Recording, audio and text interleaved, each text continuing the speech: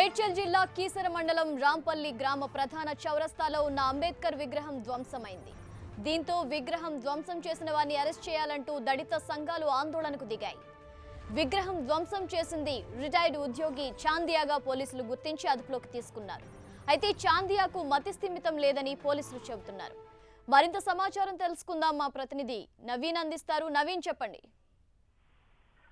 మేడ్చల్ జిల్లా కీసర మండలం రాంపల్లి గ్రామంలో అంబేద్కర్ విగ్రహాన్ని ధ్వంసం చేశారన్న విషయం తెలుసుకున్న వెంటనే కూడా స్థానికులు అంబేద్కర్ సంబంధించిన అభిమానులంతా కూడా అక్కడికి చేరుకొని ధర్నా చేశారు. ఎవరు ఈ విగ్రహాన్ని కూల్చారు, ఎందుకు ఎలాంటి ఉద్దేశంతో కూల్చారన్న విషయం తేలితే తప్ప ఈ రోడ్డుపై నుంచి వెళ్ళమని వాళ్ళు ధర్నా చేస్తున్న విషయాన్ని తెలుసుకున్న పోలీసులు సంఘటన స్థలానికి చేరుకున్నారు.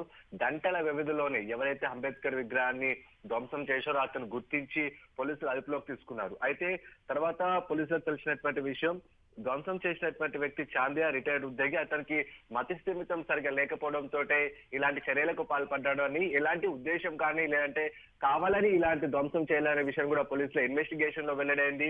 విషయం పోలీసులు కూడా ధర్నా చేస్తున్న వారికి విషయాన్ని కన్వే చేయడంతో వాళ్ళు కూడా అక్కడ నుండి ధర్నా విరమించి వెళ్ళిపోయినటువంటి సిచ్యువేషన్. కొద్దిసేపు మాత్రం అక్కడ ఉద్రిక్తమైనటువంటి పరిస్థితులు ఏర్పడ్డాయి.